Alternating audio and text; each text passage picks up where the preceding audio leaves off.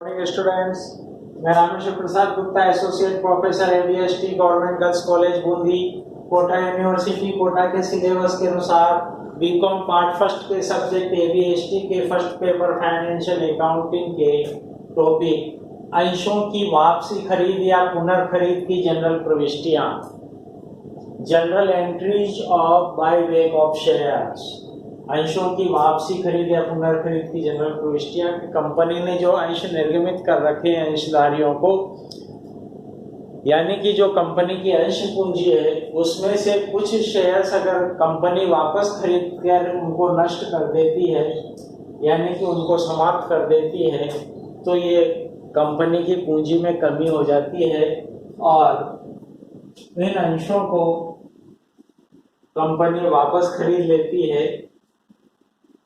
तो bye back of shares की जो भारतीय कंपनी अधिनियम 2013 की धारा 68 के अनुसार कंपनियों को अपने अंशों या अन्य निर्दिष्ट प्रतिभूतियों को वापसी खरीद की अनुमति प्रदान करती है। ये धारा 68। तो कंपनी अपने अंशों या अन्य निर्दिष्ट प्रतिभूतियों को वापसी खरीद कर सकती है, bye back of shares and securities कर सकती है। क्रय की अंतिम तिथि से 7 दिवस के भीतर ऐसी वापसी खरीद की गई प्रतिभूतियों को भौतिक रूप से नष्ट कर दिया जाता है। खरीद पूर्ण होने के आगामी 6 माह में उसी प्रकार के अंशों का निर्गमन नहीं किया जा सकता। तो जिस प्रकार के अंशों को वापस बायबैक करके और 7 दिवस के अंतर्गत हमने भौतिक रूप से नष्ट किया है, उसी प्रकार के शेयर्स को या सिक्योरिटीज को आगामी 6 माह की अवधि में निर्गमित नहीं किया जा सकता है, यानी कि क्रय की अंतिम तिथि के 6 महीने पूर्ण होने के बाद ही वापस अंशों एवं प्रतिभूतियों का निर्गमन किया जा सकता है। तो इस बाय बैक ऑफ शेयर्स के संबंध में या बाय बैक ऑफ सिक्योरिटीज के संबंध में हम जनरल एंट्री पढ़ेंगे कि जनरल एंट्रीज किस प्रकार किया जाएगा, यानी कि अकाउंटिंग ट्रीटमेंट किस प्रकार किया जाएगा। तो सबसे पहला विवरण है कि जिन अंशों की वापसी खरीद कंपनी द्वारा की जा रही है वे पूर्ण प्रदत्त होने चाहिए। यदि अंश पूर्ण प्रदत्त नहीं है तो अंतिम मांग देकर पूर्ण प्रदत्त बनाने चाहिए।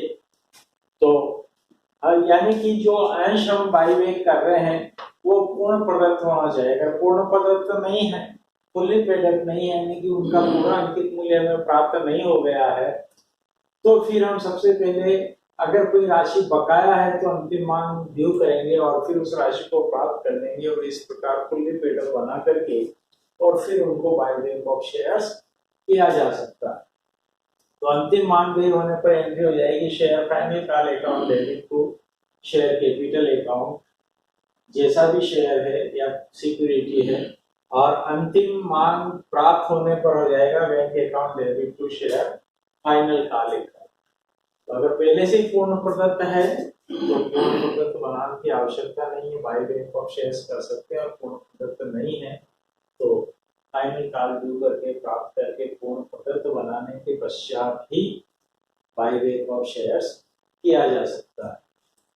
दूसरा है बिंदु, यदि कंपनी अंशों की वापसी खरीद के उद्देश्य से नए अंशों अथवा अन्य निर्दिष्ट प्रतिभूतियों का निर्गमन करती है तो निर्गमन संबंधी उपयुक्त प्रविष्टियां की जाएगी। तो यदि company by back of shares करना चाहती है और उसके उद्देश्य से उसके लिए जो भुगतान की या धनराशि की आवश्यकता होगी उसका बंदोबस्त करने के लिए यदि नए अंशों का निर्गमन करती है तो सबसे पहले तो नए अंशों के निर्गमन की समस्त प्रविष्टियां की जाएगी।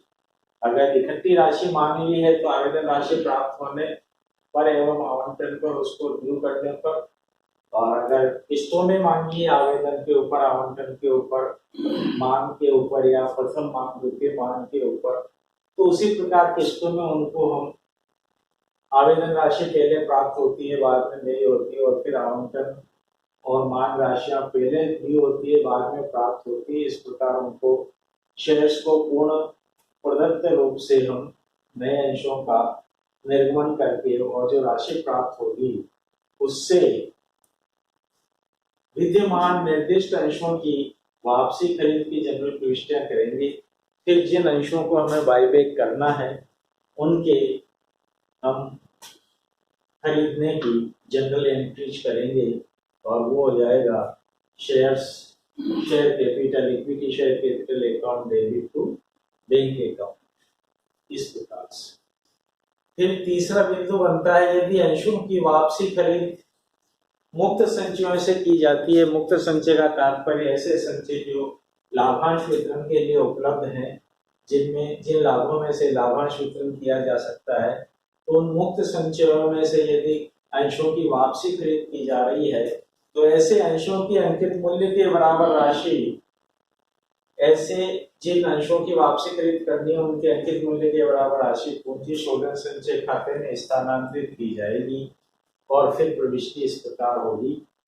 तो पूंजी शोधन संचय खाते में हमें राशि क्रेडिट करनी पड़ेगी उन मुक्त संचयों की राशि जिनसे बाईबैक ऑफ शेयर्स किया जा रहा है। तो यदि सिक्योरिटीज प्रीमियम अकाउंट से लिया है तो securities premium account debit, general reserve से लिया है तो जनरल रिजर्व अकाउंट डेबिट, और प्रॉफिट एंड लॉस अकाउंट का सरप्लस लिया है तो statement of profit and loss यानी कि सरप्लस डेबिट, और क्रेडिट करेंगे to capital redemption reserve account में जिन जिन कोषों में से भी हमने राशि ली है।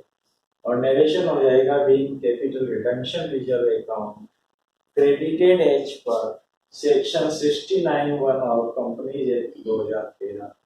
तो धारा 68 में तो बाईबैक के नियम है और धारा 69 में उपलब्ध लाभों में से, उपलब्ध संचित लाभों में से यानी कि मुक्त संचयों में से कैपिटल रिडम्पशन रिजर्व में राशि स्थानांतरित करने के नियम है। तो हमने धारा 69 के हिसाब से मुक्त संचयों में से जो भी संचय काम में लिए जा रहे हैं उनमें से उन सबको डेबिट करके to capital redemption reserve account में राशि क्रेडिट करती है। अब हम इनका बाईबैक कर सकते हैं। तो स्वयं के अंश क्रय करने पर for purchase of own shares, तो स्वयं के अंश क्रय करने पर बाईबैक ऑफ शेयर्स करने पर क्या एंट्री हो जाएगी? Equity share capital account debit to bank account. अब हम इक्विटी शेयर कैपिटल का अंकित मूल्य जैसे 100 रुपए है और बैंक से हम 110 रुपए का पेमेंट कर रहे हैं, यानी कि 10 रुपए का पेमेंट ज्यादा कर रहे हैं, तो वो कंपनी के लिए हानि है। तो premium on buyback account debit, ये डेबिट कर दिया जाएगा premium on buyback. Premium on buyback यानी कि 100 रुपए की जगह हम अंशधारी को 110 रुपए दे रहे हैं, premium on buyback account debit कर दिया जाएगा क्योंकि कंपनी के लिए हानि है। और यदि डिस्काउंट के ऊपर बाईबैक कर रहे हैं यानी कि 100 रुपए के अंकित मूल्य वाले शेयर को हम 90 रुपए में खरीद रहे हैं, तो 10 रुपए का जो फायदा है वो कैपिटल रिजर्व अकाउंट में क्रेडिट हो जाएगा टू कैपिटल रिजर्व अकाउंट, और नरेशन हो जाएगा being own equity shares bought back at premium और डिस्काउंट, जो भी स्थिति है। इस प्रकार हम स्वयं के अंशों का बाईबैक कर लेंगे कंपनी। और फिर ये जो वापसी खरीद किया है, बाईबैक किया है, इसके ऊपर यदि हमें प्रीमियम देना पड़ा है तो फिर इस premium on buyback of shares account जो डेबिट किया है इसको हम काहे से अभिलिखित करेंगे? तो इस प्रीमियम की हानि को वसूल करेंगे या तो शोधन के ऊपर यानी कि बाईबैक के ऊपर जो प्रीमियम दिया वो तो या तो हम सिक्योरिटीज प्रीमियम अकाउंट से डेबिट कर लें या फिर अन्य जो भी मुक्त संचय हैं जो लाभांश के वितरण के लिए उपलब्ध हैं उनमें से किसी में से भी हम इसको चार्ज कर सकते हैं।